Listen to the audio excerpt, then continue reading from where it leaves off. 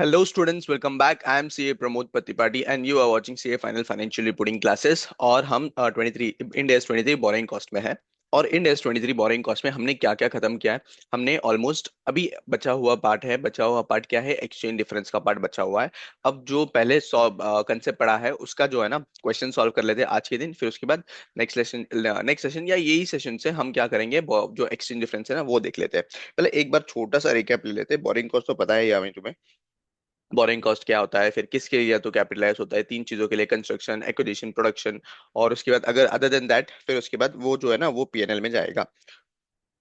Qualifying asset मतलब पता है, हम स्टैंडर्ड टाइम कितना लेते हैं वही वो भी पता है। देन इन्वेंट्रीज का केस भी हमने बता दिया है, क्या सब्सटेंशियल पीरियड ऑफ टाइम ले रहा है और लार्ज और रेपिटेटिव बेसिस पे बन रहा है, तो फिर उस केस में ये क्वालिफाइंग एसेट नहीं होगा। ठीक है। देन उसके बाद हमने देखा था बायोलॉजिकल एसेट इंड एस 41 में कवर होगा। बेरर प्लांट जो है ना वो 23 में कवर होगा। बेरर प्लांट्स का जो भी बोरिंग कॉस्ट है वो हम एज पर इंड एस 23 हम कैपिटलाइज कर सकते हैं। देन कम्स हमने देखा था कमेंसमेंट, सस्पेंशन एंड सिसेशन। इसका अच्छे से रिवीजन कर लेते हैं। क्या था sir? Commencement, then comes suspension और सिसेशन ऑफ द कैपिटलाइजेशन। अब कमेंसमेंट क्या है? स्टार्ट ऑफ कैपिटलाइजेशन, मतलब कब से स्टार्ट कर सकते हैं। ठीक है, कब से स्टार्ट कर सकते हैं। तीन एक्टिविटीज होना चाहिए। एक सबसे पहला नेसेसरी एक्टिविटीज जो है ना, नेसेसरी एक्टिविटीज वो इन प्लेस होना चाहिए। नेसेसरी एक्टिविटीज जो है ना वो कंटिन्यूएशन में होना चाहिए। सेकंड, एक्सपेंडिचर इनकर होना चाहिए, और एक्सपेंडिचर जो भी इनकर होगा वो बोरोड फंड से होना चाहिए। Then comes interest cost, actual cost होना चाहिए। नोशनल कॉस्ट या अक्रूवल बेसिस में नहीं कर सकते, एक्चुअल कैश फ्लो बेसिस में हमें क्या कर सकते हैं, कैपिटलाइज कर सकते हैं। उसका एग्जांपल देखे थे हमने टेलीकॉम लाइसेंस का, acquisition of land before the development purpose, तो फिर ये सारे एग्जांपल देखे थे। Then comes grants and progress payments. Grants and progress payments के केस में क्या देखा था सर, कि यहाँ पे ग्रांट अगर प्रोग्रेस पेमेंट कुछ मिला है हमें, हमने एक्सपेंडिचर किया है और वो एक्सपेंडिचर के अगेंस्ट मुझे कुछ ग्रांट्स मिला है, तो फिर उस केस में मेरा एक्सपेंडिचर से वो लेस हो जाएगा, और जो भी नेट एक्सपेंडिचर है वो मेरा क्या as for the purpose of capitalisation eligible हो जाएगा। देन प्रीपेमेंट प्रीमियम है। प्रीपेमेंट प्रीमियम हम क्या करते हैं, for the purpose of saving a borrowing cost हम प्रीपेमेंट प्रीमियम भरते हैं। यानी क्या, जल्दी ही हमें लोन खत्म करना है, जल्दी लोन खत्म करना है, मुझे कुछ प्री क्लोजर का चार्जेस भरना पड़ेगा। अब जो प्री क्लोजर चार्जेस जो भी भरूंगा वो पीएनएल में चार्ज करूंगा, वो बोरिंग कॉस्ट नहीं आएगा। Then transfer of asset. Transfer asset का क्या, यहाँ पे अच्छे से एक एग्जांपल समझा था हमने।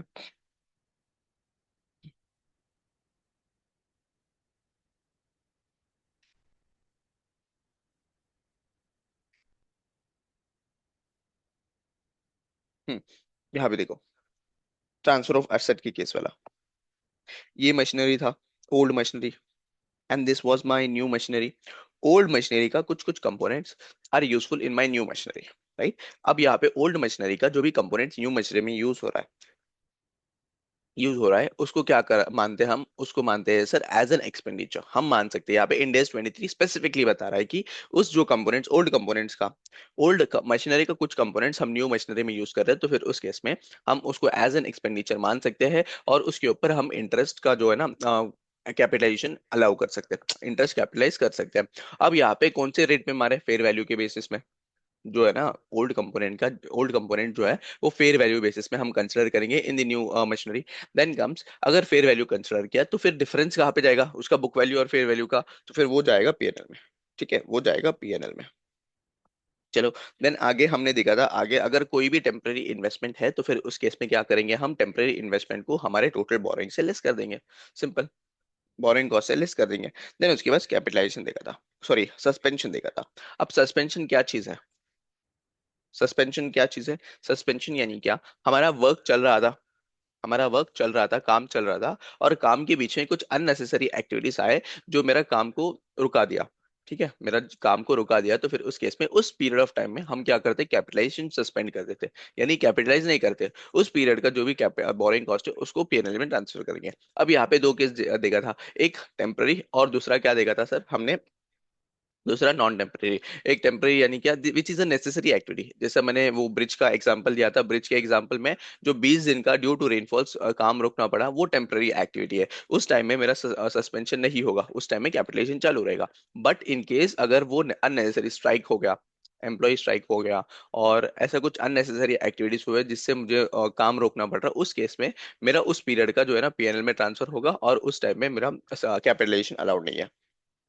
देखो ये इग्नोर करते हैं हम टेम्पररी नेचर का, टेम्पररी नेचर का हम क्या करते हैं, इग्नोर करते हैं, और नॉट टेम्पररी का हम सस्पेंड कर देते हैं कैपिटलाइजेशन। ठीक। Then come cessation. सिसेशन क्या है? सिसेशन ऐसा चीज है जहां पे हम, हमारा जो असेट है when it is ready for use और सेल, तो फिर उस केस में सिसेशन आता है।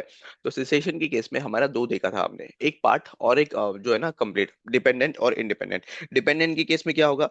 डिपेंडेंट के केस में ये होगा सर, अप टू, जब तक मेरा मशीनरी कंप्लीट नहीं होता है, जब तक मेरा complete machinery, main machinery complete नहीं होता है, तब तक मेरा कैपिटलाइजेशन चालू रहेगा।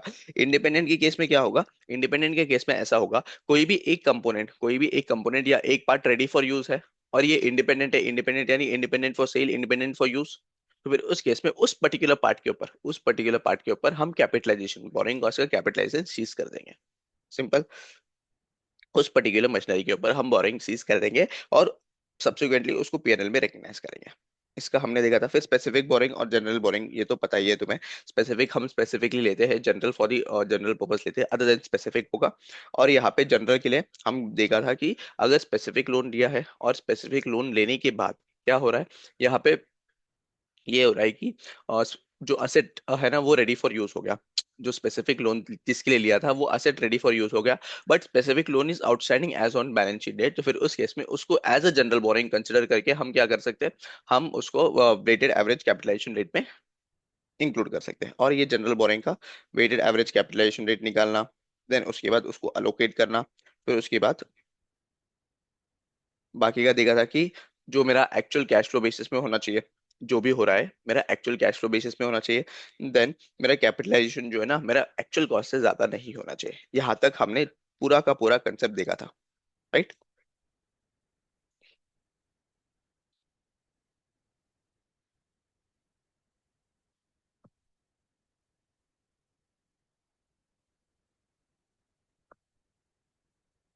समझा? यहाँ तक कोई डाउट है? नो। फिर हम कौन से क्वेश्चन सॉल्व किया था? क्वेश्चन नंबर 1 आई गेस ना। Question number 1।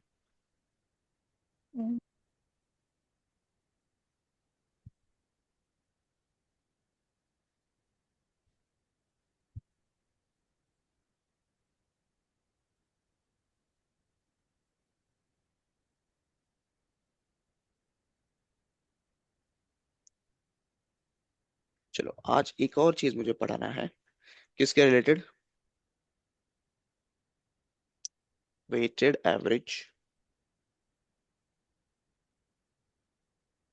Capitalisation rate.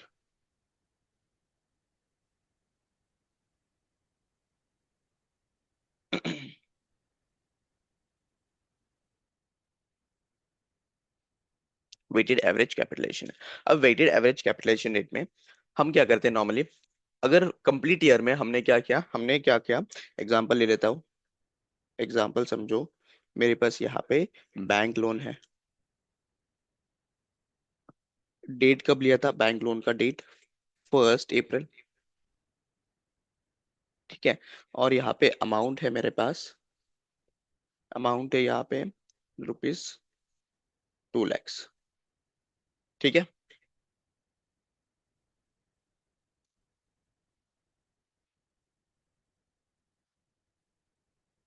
Interest, interest rate is 10%। Then comes debenture. Debenture समझो मैंने लिया फर्स्ट फर्स्ट ऑफ जून। ठीक है। और यहाँ पे 1 जून दूंगा, तो फिर यहाँ पे कितना का, 4 लाख का लिया है, और डिबेंचर का रेट है 8% समझो। ठीक।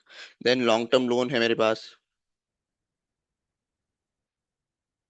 समझो ये लिया मैं 1 अक्टूबर को, ये लिया है 1 लाख, और इसका रेट है 12%। अब मुझे क्या करना है, मुझे यहाँ पे वेटेड एवरेज कैपिटलाइजेशन रेट निकालना है। ठीक है। ये जो लोन्स है ना, ये जो लोन्स, इनका जो डेट ऑफ एक्विजिशन, यानी लोन कभी बोरो किया है, लोन बोरो किया है 1 अप्रैल को, डिबेंचर का 1 जून, और लॉन्ग टर्म लोन है 1 अक्टूबर को, यानी इनका इनका यहाँ पे एक्सपेंडिचर समझो फर्स्ट फर्स्ट इससे कंस्ट्रक्शन चालू हुआ है, construction started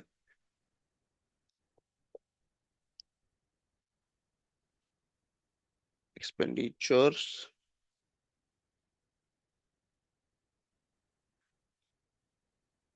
and construction started on 1 April। ठीक है, 1 अप्रैल को इसका कंस्ट्रक्शन वगैरह चालू है, जिसके ऊपर ये लोन्स हम यूज कर रहे हैं, वो जो है ना कंस्ट्रक्शन पहले ही चालू हुआ है। बट यहाँ पे एक चीज जान दो, यहाँ पे जो लोन का डेट्स है 1 अक्टूबर है, 1 जून है और 1 अप्रैल है, तो इसका वेटेड एवरेज कंप्यूटेशन कैसे करेंगे? तो आ जाओ वो देखते हैं कैसे कंप्यूट करेंगे। तुम लोग कर लेंगे क्या एक बार? एक बार ट्राई करो भूमि, एक बार ट्राई करो कैसे करना है। वेटेड एवरेज कैपिटलाइजेशन रेट अभी तक जैसे किया था ना, सिंपल है हमारा। कैसे कंप्यूट करते हैं हम? इंटरेस्ट को लेते हैं, interest divided by total funds borrowed. क्या है हमारा वेटेड एवरेज का? Total borrowing cost, right, divided by total borrowing funds outstanding. एक बार ट्राई करो, 5 मिनट दे रहा हूँ, ट्राई करो।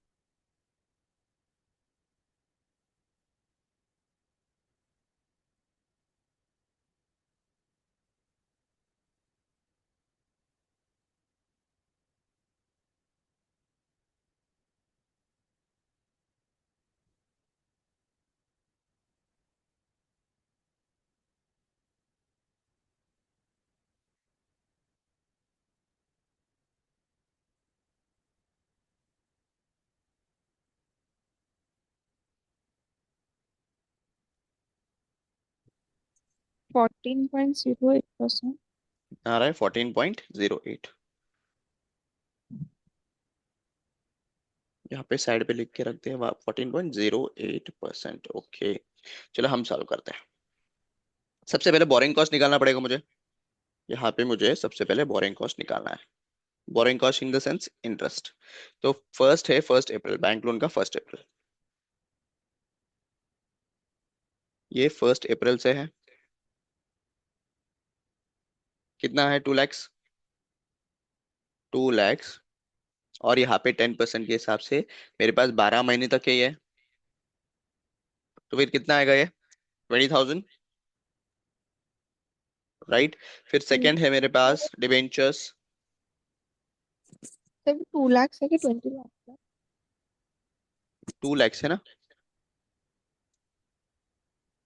अच्छा, समझ में नहीं आ रहा है क्या? नहीं। ये फिर से लिखता हूँ मैं। नहीं, शायद मैंने गलत देखा। मेरे को वापस कैलकुलेट। ओके, कोई बात नहीं, अभी कर लेंगे हम। फिर हाँ, उसके बाद क्या है मेरे पास? डिबेंचर्स।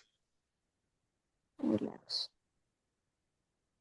डिबेंचर्स कितना है? 1 जून से 4 लैक्स। अब मेरे पास यहाँ पे लोन जो है, लोन है, लोन ही 1 जून से स्टार्ट हो रहा है, तो फिर मेरा इंटरेस्ट भी 1 जून से ही कंसिडर करूंगा ना, बराबर या नहीं? लोन ही मेरा 1 जून से स्टार्ट हो रहा है, तो फिर इंटरेस्ट भी 1 जून से ही कंसिडर होगा। तो अब यहाँ पे 1 जून से मेरा 31 मार्च तक कितने महीने होते हैं? अप्रैल और मई जाने दो, अप्रैल और मई गया तो फिर यहाँ पे 10 महीने बचते हैं। तो कितना आएगा बताओ? 4 लैक्स इंटू 8% इंटू 10/12। 26। कितना है? 26। 667। 667। चलो, ये हुआ। देन उसके बाद मेरे पास है लॉन्ग टर्म लोन।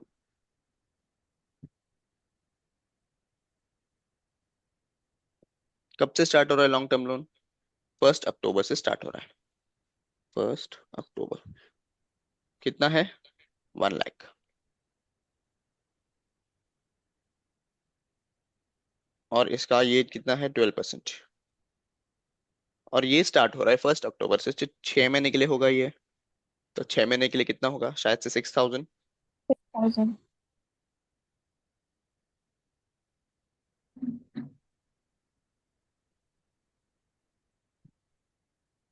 6,000। तो मेरा टोटल बोरोड फंड्स तो मुझे मिल गया, बोरिंग कॉस्ट मिल गया मुझे। कितना है बोरिंग कॉस्ट? 20,000 plus 2,667 plus 6,000। तो ये आ गया 52,667। ठीक है। अब यहाँ पे मुझे क्या बताना था, मेन इंपॉर्टेंट चीज ये बताना था कि हम न्यूमरेटर में क्या ले रहे हैं, यहाँ पे टाइम पीरियड कंसिडर कर रहे हैं। क्यों? क्योंकि 6 मंथ्स के लिए आ रहा है debenture, sorry long term loan 6 months के लिए है। और मेरा डिबेंचर्स कितना है, 10 मंथ के लिए है। तो डिनोमिनेटर टोटल फंड्स हम जब कंप्यूट करेंगे, फंड्स बोरोड कंप्यूट करेंगे, इसमें भी हम टाइम पीरियड कंसिडर करेंगे। तो यहाँ पे total borrowed funds, average capital compute करना पड़ेगा। क्या कंप्यूट करना पड़ेगा? कंप्यूटेशन ऑफ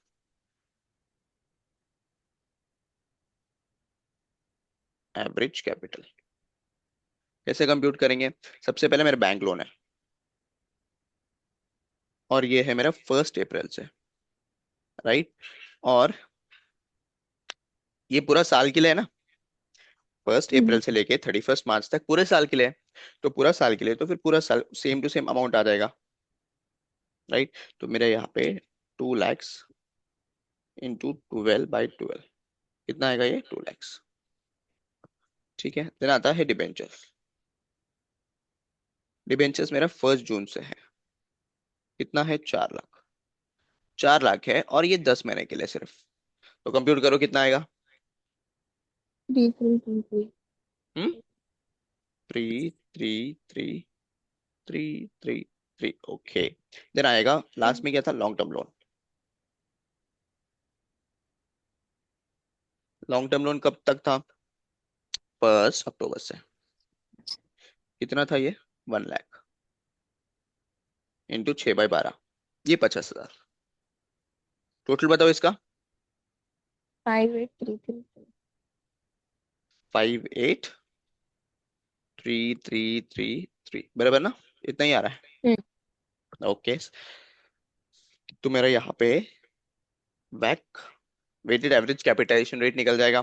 कितना इंटरेस्ट, कितना है मेरा? 52,667।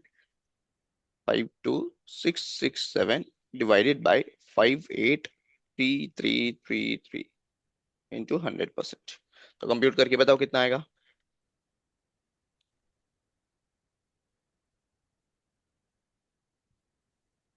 9.028%। अब यहाँ पे देखने वाला चीज क्या है सर, हमें ध्यान रखने वाला चीज क्या है। हम जब न्यूमरेटर में कंप्यूट करते हैं based on number of months, क्यों क्यों यहाँ पे नंबर ऑफ मंथ्स इतना ही लिया? क्योंकि हमारा लोन ही 1 जून से स्टार्ट हो रहा है।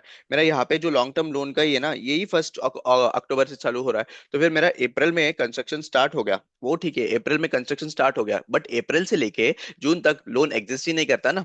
यहाँ पे अप्रैल से लेके जून जून तक मेरा डिबेंचर्स एग्जिस्ट ही नहीं करते, बराबर। एग्जिस्ट नहीं करते, तो फिर जितने महीने के लिए मेरा लोन्स है, जितने महीने के लिए लोन है उतना मुझे कंप्यूट करना पड़ेगा। तो डिनोमिनेटर में, जब मेरा न्यूमरेटर में टाइम पीरियड से कंसिडर कर रहा हूँ, तो डिनोमिनेटर में भी मुझे क्या करना पड़ेगा? मुझे टाइम पीरियड कंसिडर करना पड़ेगा। जितने महीने के लिए इंटरेस्ट ले रहा हूँ ना, उतने ही महीने के लिए मुझे एवरेज कैपिटल निकालना पड़ेगा। ये मुझे बताना था, क्योंकि यहाँ पे बहुत ज्यादा कंफ्यूजन होता है। जैसे हमने ऊपर किया है ना, आज मैं बताता हूँ। ऊपर हमने कोई भी क्वेश्चन किया होगा, जैसे यहाँ पे क्या, ये क्वेश्चन में क्या, ये क्वेश्चन में हमने डायरेक्टली क्या कंसिडर किया, ये ईयरली है। ये क्या है? ईयरली है। यहाँ पे हमने स्टार्ट से एंड तक लोन कंप्लीटली कंसिडर किया कंप्यूटेशन ऑफ वैक में। बट क्वेश्चन में कब कभार कैसा है ना, क्वेश्चन में कब कभार बोल देता है कि 4 महीने के लिए लोन है, 3 महीने के लिए लोन है, या 10 महीने के लिए लोन है। तो फिर उस केस में हमें टाइम पीरियड कंसिडर करना पड़ेगा उसमें। तो फिर जब टाइम पीरियड कंसिडर करना है, तो फिर वैक ऐसा कंप्यूट होगा। कैसा सर? जो अब हमने देखा था ना, ये वाला, ऐसा कंप्यूट होगा। सिंपल। कोई डाउट है? No sir. Very good.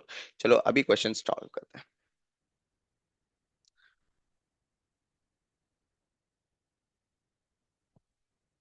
Question number 5 देख लो।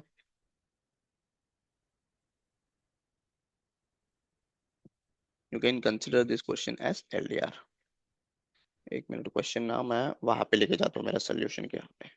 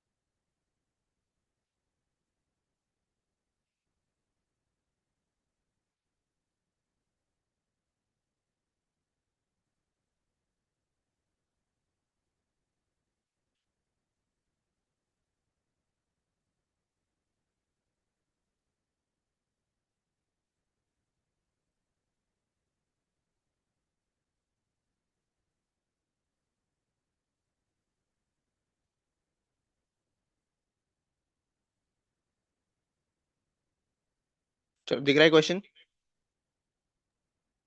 रीड हाँ। करो क्वेश्चन।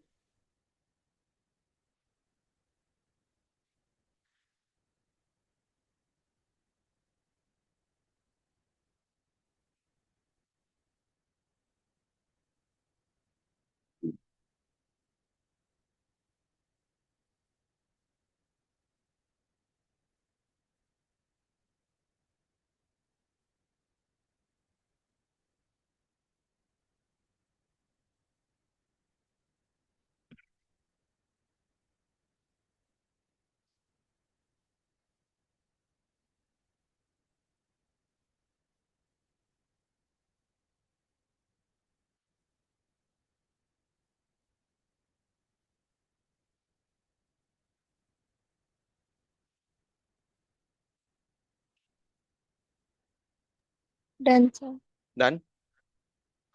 चलो हम भी रीड कर लेते हैं एक बार। On 1st April X1, entity A contracted for the construction of the building of 22 lakhs। यानी क्या, मेरा जो कंस्ट्रक्शन है ना, कंस्ट्रक्शन ऑफ अ बिल्डिंग है 22 lakhs का है। The land under the building is regarded as a separate asset and is not a part of the qualifying asset। Land जो है वो क्वालिफाइंग एसेट नहीं है, क्वेश्चन में स्पेसिफिकली मेंशन किया है। यानी क्या, बिल्डिंग मेरा क्वालिफाइंग एसेट है। The building was completed on at the end of March X2। Start कब किया था? मेरा स्टार्ट 1st अप्रैल को किया था। और एंड कब कर रहे हैं? मार्च X2। यानी क्या, यहाँ पे अगर देखो तो 12 मंथ्स हो गया है। ठीक है, और वैसे भी क्वेश्चन में बताया है कि ये क्वालिफाइंग एसेट है, बिल्डिंग वाला part. And during the period of the following payments were made to the contractor. यहाँ पे पेमेंट्स किया है, 1st अप्रैल को इतना किया है, 30th जून को इतना किया है। ठीक है, ये पेमेंट देख लो। देन आगे दिया है, ये सबसे इंपॉर्टेंट इन्फॉर्मेशन है। Entity A borrowings at its year end of 31st March X2 were as follows. क्या है? 10 year 10% 4 year note with a simple interest payable annually which relates specifically to the project। Important यहाँ पे क्या है? This is a specific loan। This is a specific loan. और specific loan के case में हमने बताया था कि क्या सर, स्पेसिफिक लोन के केस में हमने देखा था कि complete interest will be eligible for capitalisation. Okay, then आगे क्या बोल रहा है? To the project outstanding on 31st March X2 amounted to 7 lakh. 7 lakh का है, उसका इंटरेस्ट कॉस्ट भी दे दिया है मुझे। इंटरेस्ट कॉस्ट कितना है? 65,000 was incurred on this boring during the year and interest income of 20,000 was earn on this funds while they were held in anticipation of payments। यानी क्या, यहाँ पे एडिशनल इंटरेस्ट इनकम अर्न किया है। हमने देखा था अगर इनकेस कुछ टेम्पररी इनकम होगा तो क्या करते हैं हम? मेरा बोरिंग फंड से लेस कर देंगे। तो मेरा यहाँ पे नेट बोरिंग कॉस्ट कितना आएगा? 65,000 मेरा बोरिंग कॉस्ट है, माइनस कर दूंगा 20,000, तो ये आ जाएगा ₹45,000। This is my net borrowing cost in case of specific, in case of specific one. Then comes next, क्या है? 12.5% 10 ईयर का नोट है with simple interest payable annually. Okay, debt outstanding from 1st April. 1st April से debt outstanding है, amounted to ₹1 lakh and remain unchanged during the year. यहाँ पे 12.5% है, 10 year का नोट है, 10 ईयर्स का नोट है, और इसका प्रिंसिपल जो है ना 1 लाख का है। ओके, देन 10% का है, 10 ईयर नोट है with simple interest payable annually. Debt outstanding on 1st April X1 amounted to कितना? 15 lakhs। 15 lakhs and remain unchanged during the year। What amount of borrowing cost can be capitalized at the year end? Year and में हमें क्या करना है? मुझे borrowing cost कितना capitalise कर सकते हैं वो बता सकते हैं। अच्छा, यहाँ पे जो इन्फॉर्मेशन दिया है ना, इसके बेसिस में ये जो दो है ना, this one is general borrowings. ये दो जो है, दोनों भी जनरल बोरिंग्स है। अभी तुम्हारा टैक्स टास्क क्या है? यहाँ पे ये जनरल बोरिंग का मुझे क्या चाहिए? वैक कंप्यूट करके चाहिए। किसका? इन दोनों का। ये इन्फॉर्मेशन हम कैपिटलाइजेशन के लिए यूज करेंगे, कैपिटलाइज जो करेंगे ना उसके लिए यूज करेंगे। बट इन दोनों की बेसिस में मुझे वैक कंप्यूट करना चाहिए, वैक कंप्यूट करके चाहिए। जल्दी करो, पहले तो होगा कंप्यूटेशन।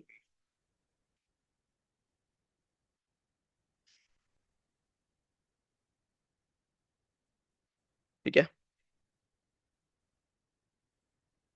वैक कंप्यूट करके चाहिए जल्दी।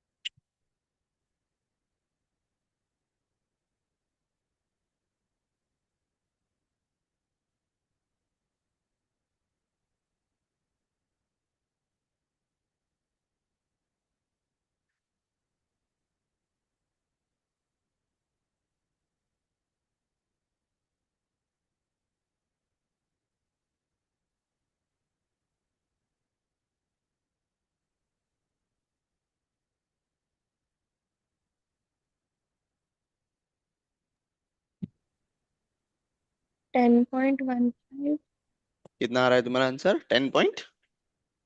1562। एक मिनट, 10.1562, ओके। चलो,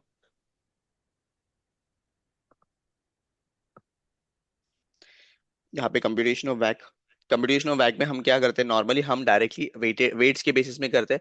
वेट्स नॉर्मली कब यूज करो पता है क्या? जब ईयरली डेटा दिया है ना, तब यूज करो। अगर मुझे हाफ ईयरली दिया है, जैसे हमने यहाँ पे एग्जांपल देखा ना, ये वाला एग्जांपल, यहाँ पे क्या था? यहाँ पे जो अमाउंट से जो लोन्स थे, वो लोन्स ड्यूरिंग द ईयर थे, हाफ द ईयर। फिर उसके बाद 9 महीने के लिए, 10 महीने के लिए, वैसे टाइम में हम इंटरेस्ट इंटरेस्ट कंप्यूट करके डायरेक्टली करेंगे। इंटरेस्ट कंप्यूट करेंगे और इंटरेस्ट के बेसिस में एवरेज कैपिटल कंप्यूट करके करेंगे।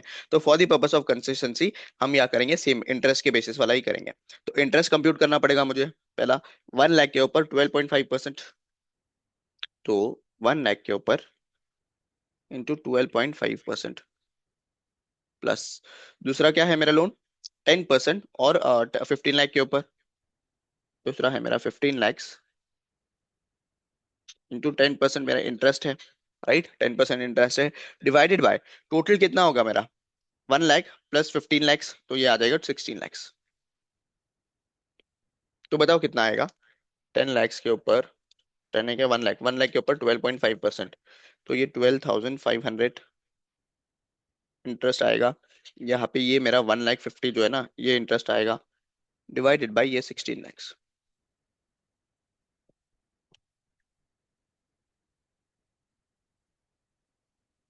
156, 10.156। यहाँ पे कुछ तो इन्फॉर्मेशन मिसिंग लग रहा है मुझे, एक मिनट रुक जाओ।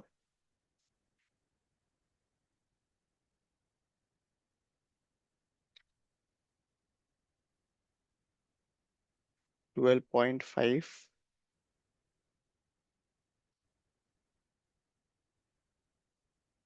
क्वेश्चन में है। अच्छा, यहाँ पे क्वेश्चन करेक्ट कर लो एक बार। I am really very sorry, यहाँ पे 1 लाख नहीं है, ये 10 लैक्स है रुपीस। ठीक है, ये रुपीस 10 लैक्स है, ओके। तो यहाँ पे जब 10 लैक्स के बेसिस में करूंगा, तो कुछ तो डिफरेंस आएगा। देखो अब कितना आएगा? 12, 1 lakh 25 plus 1 lakh 50 divided by 16 lakhs. फिर भी कुछ तो गड़बड़ हो रहा है क्वेश्चन में। 10% बराबर है, एक minute, give me a minute. 10% और 115 लैक्स, ओके, 12.5%, 10 लैक्स, ओके।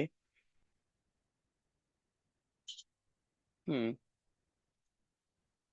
तो 10 लैक्स के ऊपर जब मैं 12.5% निकलता हूँ, और 15 लैक्स के ऊपर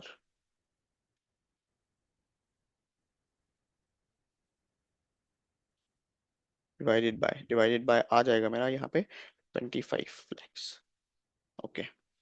चलो, जस्ट क्वेश्चन में एक बार एक ये करेक्शन कर लेना, यहाँ पे 10 लैक्स है, हाँ, 1 लाख नहीं है, 10 लैक्स है। मेरा टोटल कैपिटल आ जाएगा यहाँ पे 25 लैक्स। कैसे 25 लैक्स?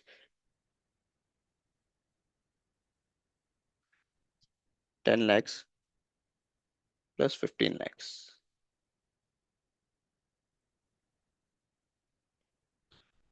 चलो, plus 1 lakh 50 divided by 25 lakhs. बताओ कितना आएगा ये आ जाएगा 1 लाख 25 प्लस 15, मतलब 1 लाख 50 डिवाइडेड बाय 25, ये आ जाएगा 11%। राइट, ये आ जाएगा 11%। Is that clear? कोई डाउट है यहाँ पे? No sir. अब सेकेंड,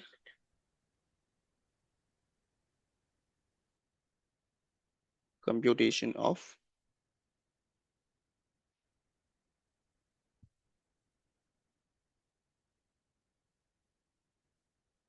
बोरिंग कॉस्ट। यहाँ पे लिख लेते हैं डेट, फिर उसके बाद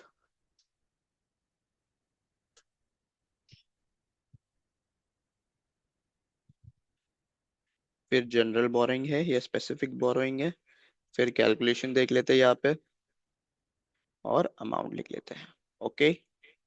चलो, फर्स्ट वाला जो था, 1 अप्रैल X1 को कितना है, कितना है, कितना है सर, 2 लाख है। अब यहाँ पे सबसे पहले चीज ध्यान दो कि यहाँ पे 7 लाख जो है ना मेरे स्पेसिफिक बोरोइंग है, कितना है, 7 lakh is my specific borrowing.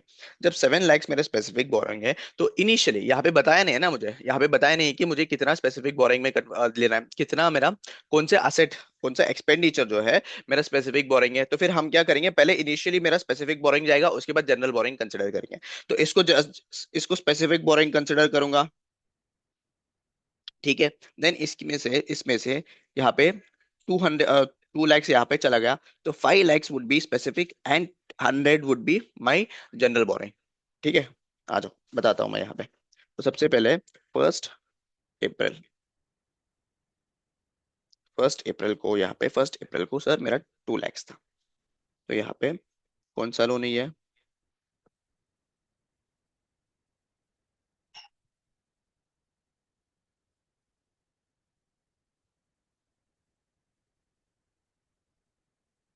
Specific and general, 2 lakh था राइट। और फर्स्ट हम क्या कंसिडर करेंगे, हम कंसिडर करेंगे यहाँ पे स्पेसिफिक बोरोइंग, स्पेसिफिक बोरोइंग।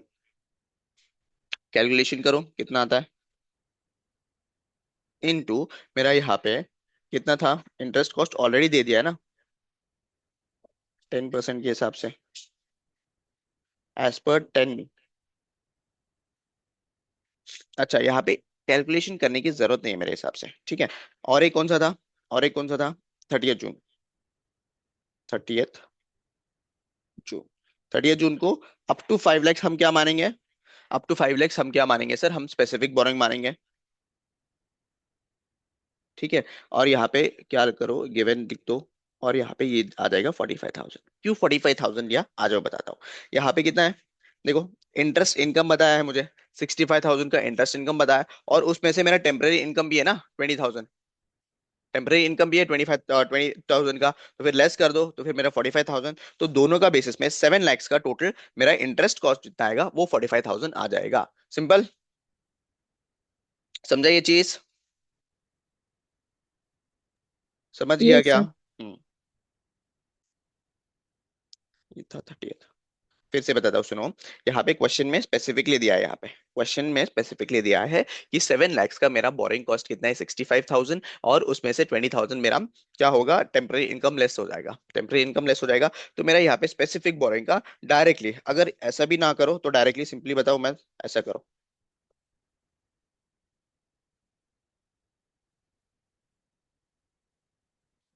यहाँ पे सिर्फ जनरल बोरिंग का करो, और यहाँ पे स्पेसिफिक बोरिंग का हम अलग से करते हैं। Specific borrowing cost ₹45,000 already given है, ये गिवन इन क्वेश्चन, ठीक है।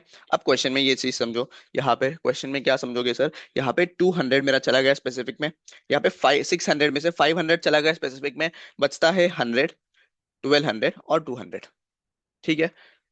तो ये वाला जो है ना नेक्स्ट सेशन में करते हैं, 1 मिनट बचा है, तो फिर एक न्यू सेशन क्रिएट करो फटाफट।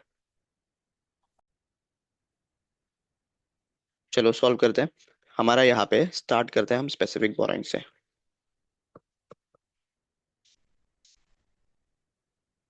सबसे पहला है मेरे यहाँ पे स्पेसिफिक बोरोइंग, कितना है स्पेसिफिक बोरोइंग, ₹7 लाख।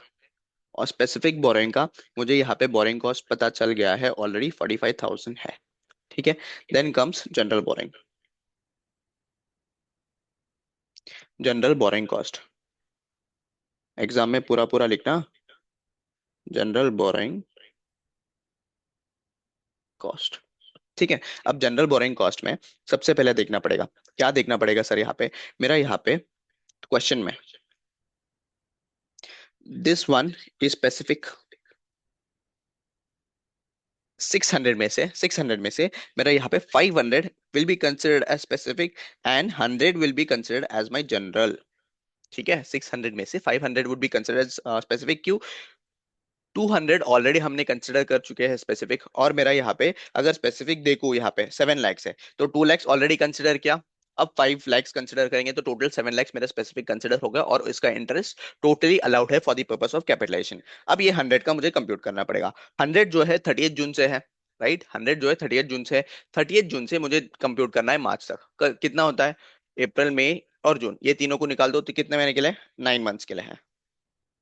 तो मेरा यहाँ पे 1 जून से 1 लाख इंटू 11% इंटू 9/12 कितना आता है बताओ? 1 लाख इंटू 11% इंटू 9/12, 8250, राइट। फिर उसके बाद और एक क्या है? 31 दिसंबर से एक लोन है। आ जाओ 31 दिसंबर।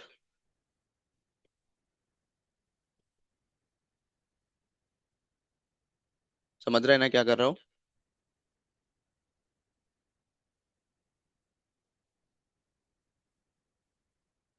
हेलो। ये तो समझ गया। देन आता है 12 लैक्स है ना ये? हाँ 12 लैक्स। 12 लैक्स इंटू 11%, ये 31 दिसंबर से, यानी क्या, जैन फेब और मार्च, 3 महीने के लिए है। तो 3 महीने के लिए कर लो, कितना आता है? 12 लैक्स इंटू 11% इंटू 3/12, तो ये आ जाएगा मेरा 33,000, राइट। और एक और चीज है मेरे पास, कब सा है? 31 मार्च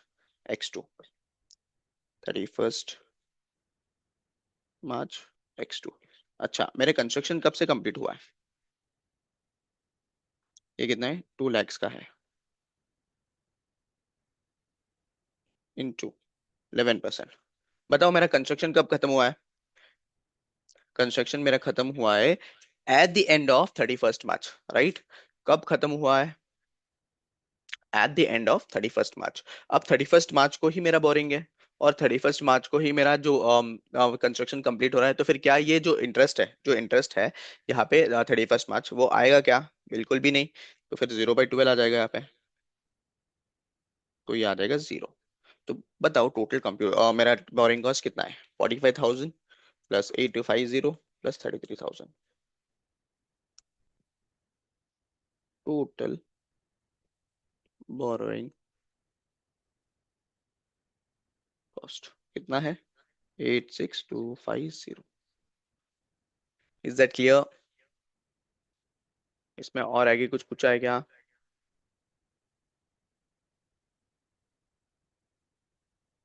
इसमें सिर्फ इतना पूछा है ना, अब what amount of borrowing cost can be capitalised eight the year and, तो फिर हमने निकाल लिया यहाँ पे।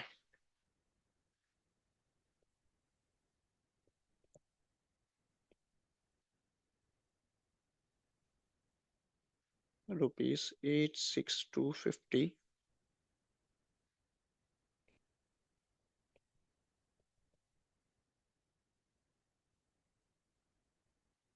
इन दी टोटल कॉस्ट।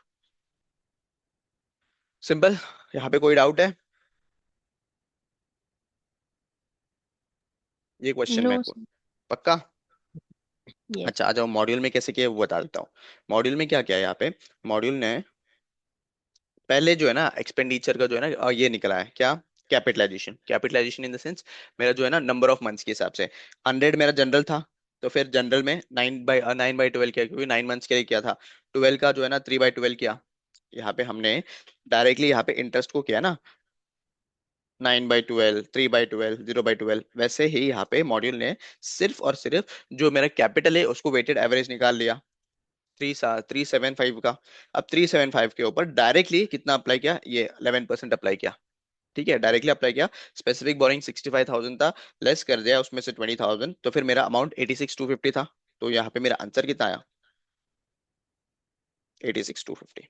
तो ऐसे भी करो वैसे भी करो, कोई दिक्कत नहीं है। वैसे जो है ना थोड़ा लंबा पड़ता है, मतलब लॉन्ग कट है। तो फिर उस केस में जैसे तुम्हारा मन किया वैसा कर लेना। ये भी सेम मतलब वही है कि मेरा कैपिटल को पहले मैं क्या करूंगा, एवरेज कैपिटल कन्वर्ट करूंगा। एवरेज कैपिटल के ऊपर फिर मेरा क्या, यहाँ पे रेट अप्लाई करूंगा एवरेज कैपिटल के ऊपर। फिर उसके बाद फिर मेरा आंसर आ जाएगा। ऐसे सॉल्व किया है।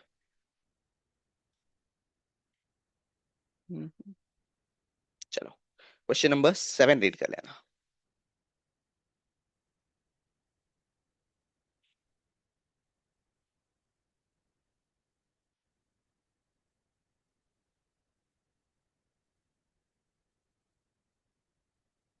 अगर यहाँ पे तुम्हें डाउट हो रहा है तो फिर यहाँ पे जो है ना, थ्योरी क्या दिया है?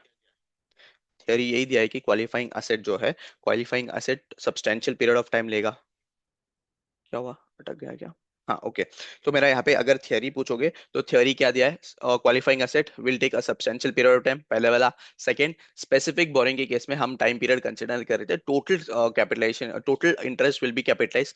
थर्ड, जनरल बोरिंग के केस में हम वेटेड एवरेज कैपिटलाइजेशन रेट निकालेंगे। वही इन्फॉर्मेशन दिया है, और यहाँ पे भी वही इन्फॉर्मेशन दिया है। Specific borrowing of 7 lakh fully utilised ऑन 1 अप्रैल एंड 30 जून। अच्छा, यहाँ पे नोट लिखाने भूल गया मैं। आ जाओ, नोट लिखते हैं पहले।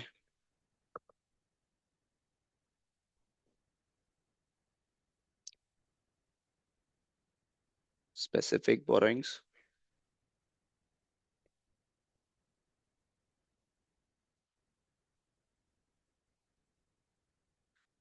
Is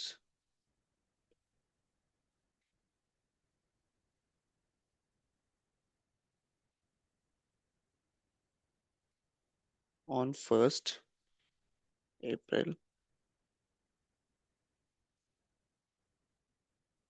2 lakhs,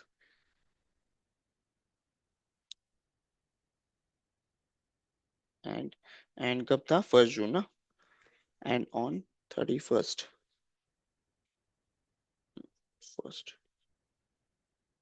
1 June ₹5 lakhs। ठीक है, चलो आ जाओ क्वेश्चन नंबर 7 में। क्वेश्चन नंबर 7 रीड कर लो।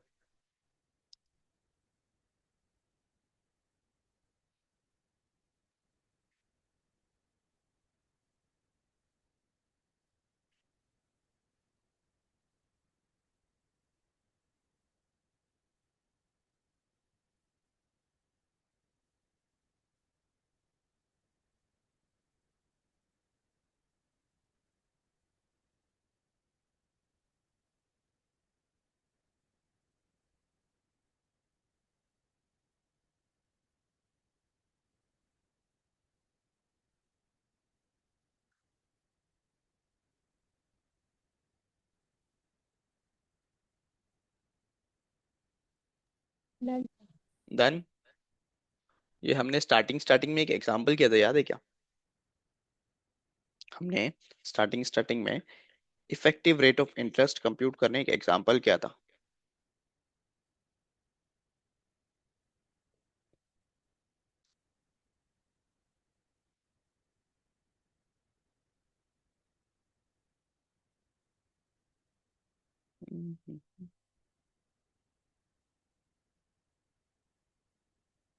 हम्म यहाँ पे effective rate of interest compute करने, यहाँ पे हमारा क्वेश्चन में सिर्फ इफेक्टिव रेट ऑफ इंटरेस्ट दिया है, हमें कंप्यूट करना नहीं है। और कंप्यूट करने के बाद, effective rate of interest compute करने के बाद मुझे पूछ रही है कि यहाँ पे 2 साल का इंटरेस्ट बताओ। क्या करो? 2 इयर्स का इंटरेस्ट बताओ मुझे। अब यहाँ पे एक तो हमने ये देखा था सर कि यहाँ पे जो भी अमाउंट मिलेगा मुझे, जो भी अमाउंट मिलेगा, इंटरेस्ट उसके ऊपर चार्ज होगा, अक्रू उसके ऊपर होगा, पेमेंट जो एक्चुअल हिसाब से होगा। पेमेंट जो है ना एक्चुअल रेट ऑफ इंटरेस्ट से होगा, बट इंटरेस्ट अक्रू जो है ना इफेक्टिव रेट ऑफ इंटरेस्ट से होगा ना। याद आया? ये बेसिक वाला कंसेप्ट था कि अगर हमने यहाँ पे इशू किया था, क्या इशू किया था? डिबेंचर्स। डिबेंचर्स इशू किया था 5 इयर्स का डिस्काउंट में, बराबर। अब डिबेंचर्स इशू किया था 5 डिस्काउंट में, मुझे प्रोसीड्स मिला है 92,500। प्रोसीड्स मिला है 92,500। अब यहाँ पे मुझे आईआरआर जो है ना 92,500 के इसमें लगाना पड़ेगा। देखो, 92,500 के ऊपर मैंने आईआरआर लगाया है। 92,500 के ऊपर जो है ना आईआरआर लगाया, और मैंने पेमेंट जो है ना वो यस। एक्चुअल बेसिस में किया है। तो सिमिलर टाइप ऑफ क्वेश्चन है ये, सिमिलर टाइप ऑफ क्वेश्चन है। तो आ जाओ रेडी करते हैं। How will you capitalise interest when qualifying assets are funded by borrowings in the nature of bonds that are issued at discount? यानी क्या, कब, कैसे हम क्या करेंगे?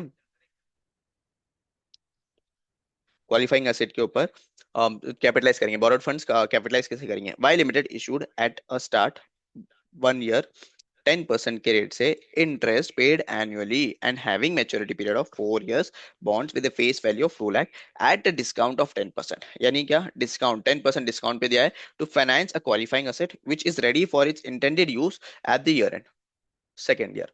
तो यहाँ पे मेरा क्वालिफाइंग असेट के लिए दिया है बॉन्ड्स। बॉन्ड्स इशू किया है कितना? 2 lakhs का। कितने परसेंट की डिस्काउंट से? 10% के डिस्काउंट से। तो मुझे कितना मिला होगा इन नेट? नेट मुझे 1,80,000 मिला होगा, बराबर। नेट 1,80,000 मतलब 10% ऑफ 2 lakhs वुड बी 20,000। वो लेस करने के बाद इतना मिला।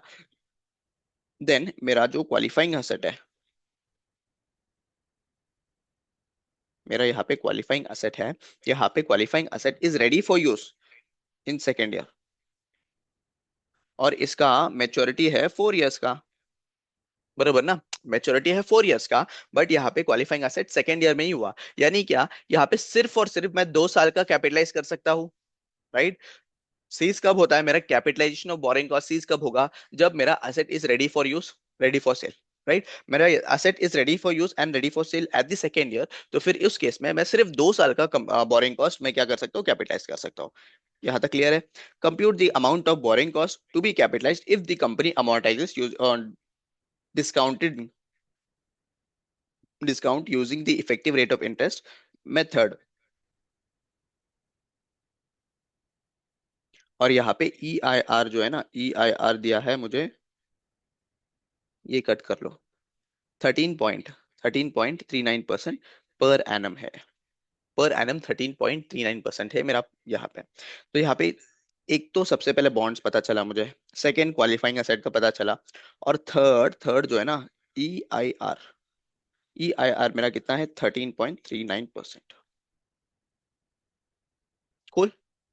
यहाँ पे कंप्यूट कर पाओगे क्या? हम्म।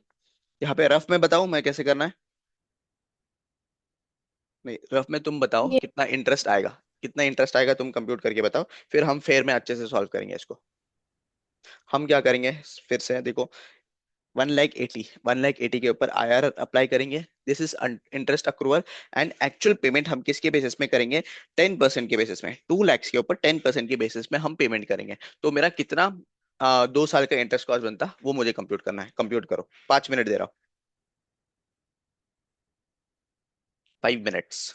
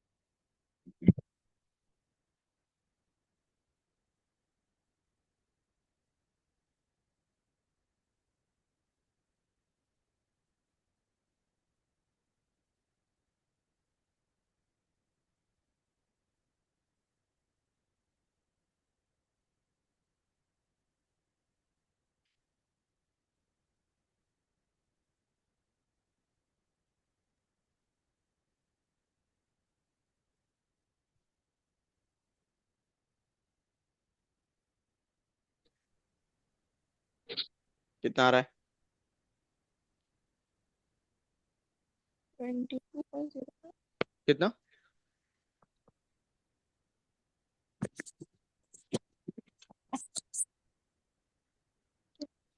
हम्म।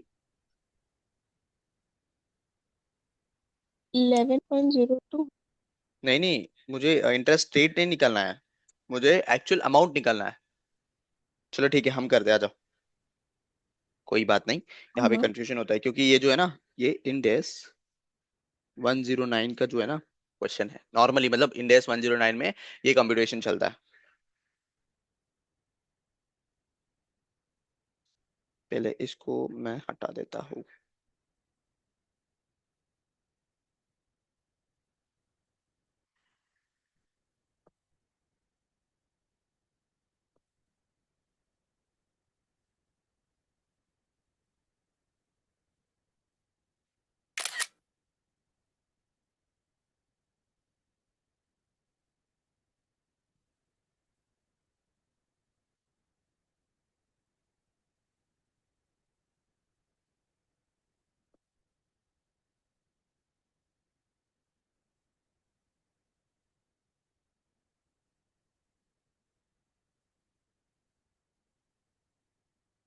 यार चला गया क्या?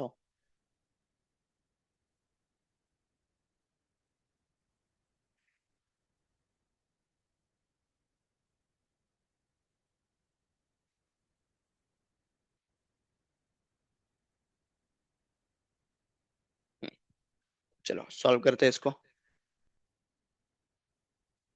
यहाँ पे मुझे पहले, सबसे पहले बॉन्ड्स जो है issued at discount at the rate of 10%, मेरे यहाँ पे टोटल प्रोसीड्स, रिसीट पता होगा कितना, ₹2 लाख माइनस 10% ऑफ 2 लाख। क्यों 10% ऑफ 2 लाख कर रहा? क्योंकि यहाँ पे मेरा जो बॉन्ड्स है ना, बॉन्ड्स जो है 10% के डिस्काउंट पे इशू किया है। 10% है क्या? हाँ, यहाँ पे नहीं, ये वाला नहीं, ये देखो डिस्काउंट है eight a discount of 10%।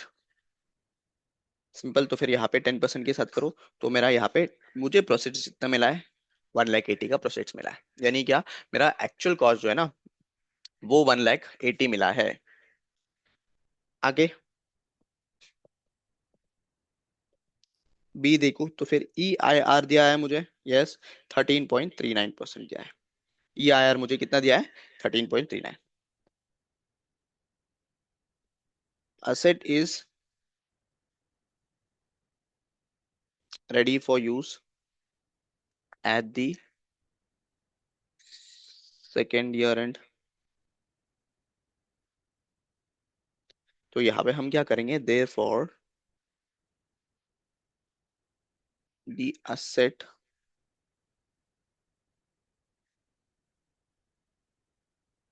cost of 2 years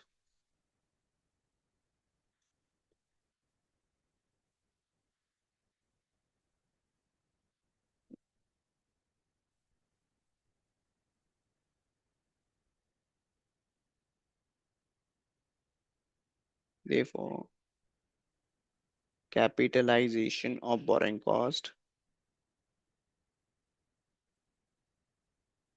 कब सीज होता है? जब asset is ready for use and sale। ceases when the asset is ready for its intended use and sale। In the given case,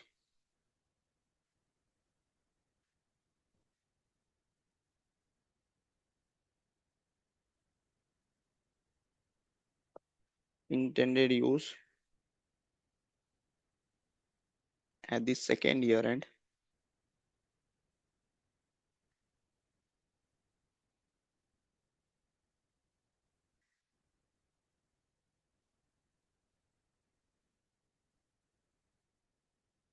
borrowing cost ceases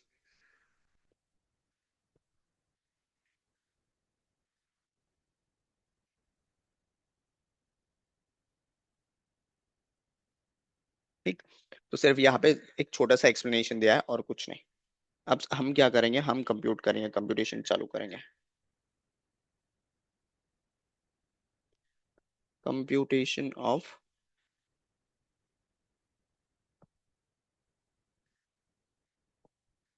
borrowing cost. हम यहाँ पे दोनों method से करते हैं, एक टैबुलर मेथड है और अपना एक टेबल फॉर्मेट में। एक तो अपन जो लेजर अकाउंट बनाते हैं ना, वो फॉर्मेट है, और एक अपना नॉर्मल फॉर्मेट है। तो हम यहाँ पे लेजर फॉर्मेट में बनाएंगे पहले, तुम्हें समझने के लिए। Particular amount, particular amount. तो बताओ, जब भी मुझे पैसा मिला होगा, पैसा मिला होगा कितना, 1,80,000। 1,80,000 जब मिला होगा, उसका जर्नल एंट्री क्या होगा? बैंक अकाउंट डेबिट टू मेरा borrowings, right. Bank account to, यहाँ पे बोरिंग्स अकाउंट नहीं, यहाँ पे क्या था, बॉन्ड्स था ना, तो बॉन्ड्स अकाउंट बनाता है। ठीक। तो फिर जब भी मेरा बोरिंग्स आया रहेगा, मेरे बैंक अकाउंट में पैसा आया रहेगा, बैंक अकाउंट टू बोरिंग्स क्या रहेगा, sorry bank account to bond account क्या आएगा? तो फिर यहाँ पे बाय बैंक अकाउंट में आ जाएगा मेरा यहाँ पे कितना, 1,80,000। और यहाँ पे मुझे आया EIR भी पता है, इफेक्टिव रेट ऑफ इंटरेस्ट पता है क्या? Yes sir. ये देखो इफेक्टिव रेट ऑफ इंटरेस्ट 13.39। तो फिर यहाँ पे बाय इंटरेस्ट, इंटरेस्ट अक्रू करना है मुझे, तो कितना करेगा, 1,80,000 इंटू 13.39%। कितना आएगा बताओ? 1,80,000 इंटू 13.39%।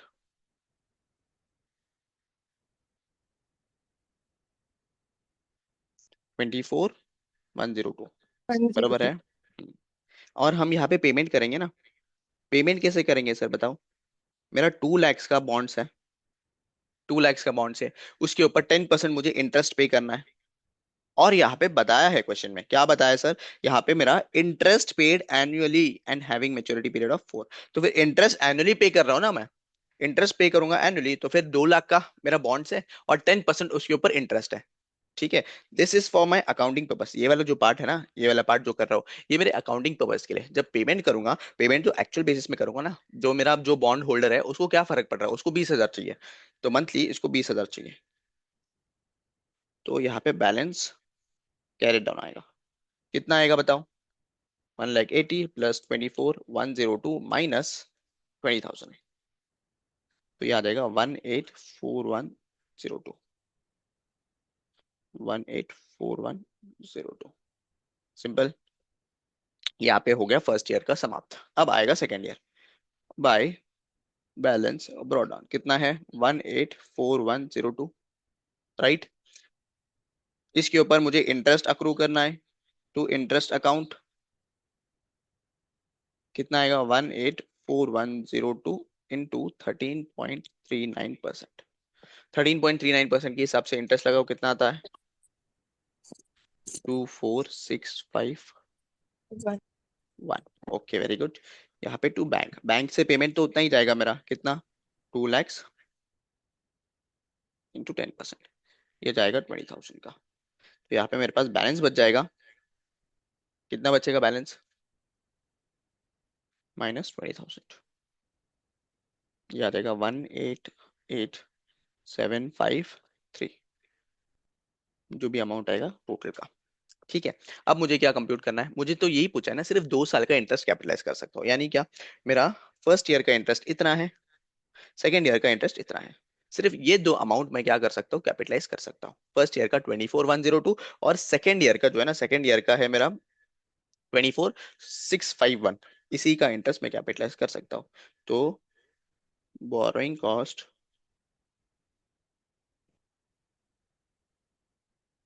एलिजिबल फॉर कैपिटलाइजेशन कितना होगा, 24,651 प्लस 24,102, 24,102, 24,615, 24,102, कितना आ जाएगा ये, ₹48,753। सिंपल। यहाँ पे समझा ये चीज? अगर ये चीज हमें, मतलब इफेक्टिव रेट ऑफ इंटरेस्ट क्या है वो समझ में नहीं आ रहा है, एक्चुअल इंटरेस्ट रेट समझ में नहीं आ रहा है, तो इंडियस 109 में हमें पढ़ना है, पूरा डिटेल में पढ़ना है।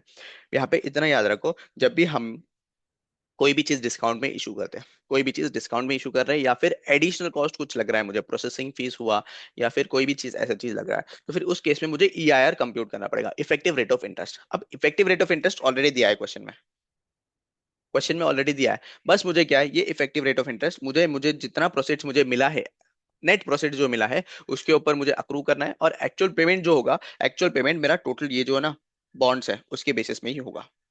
इसका अल्टरनेटिव मेथड भी सॉल्व करेंगे हम।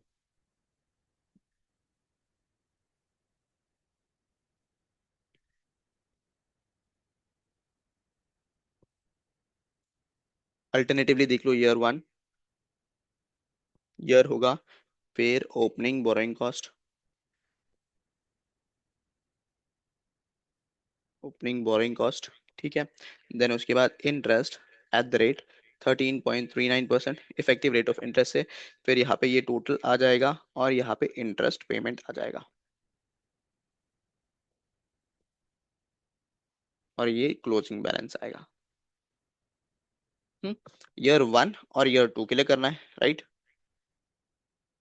ईयर वन के लिए ओपनिंग कितना था मेरा बोरोइंग, ओपनिंग बोरोइंग्स मेरा 1,80,000 है ना, क्योंकि मुझे मिला 1,80,000 है, तो फिर 1,80,000,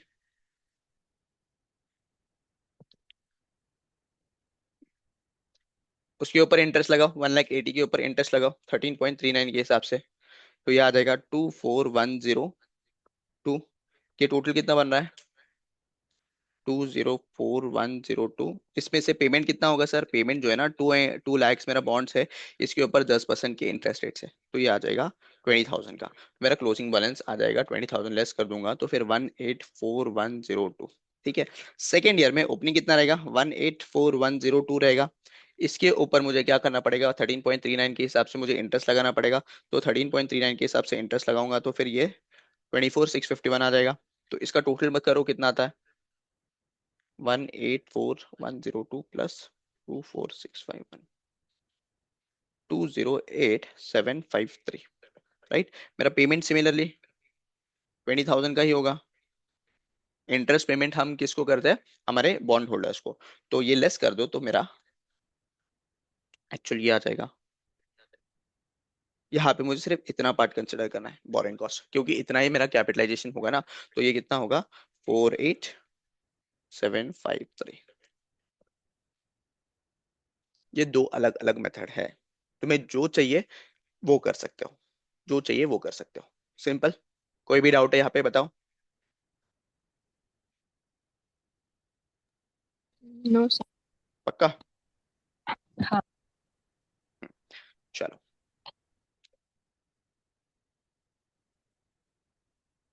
48,753 बराबर,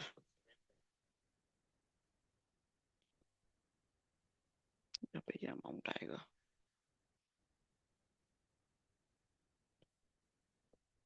सिर्फ 8 मिनट बचा है, 8 मिनट में कौन सा क्वेश्चन सॉल्व करवाओ।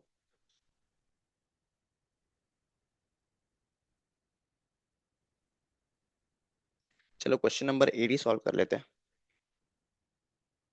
फटाफट रीड कर लो।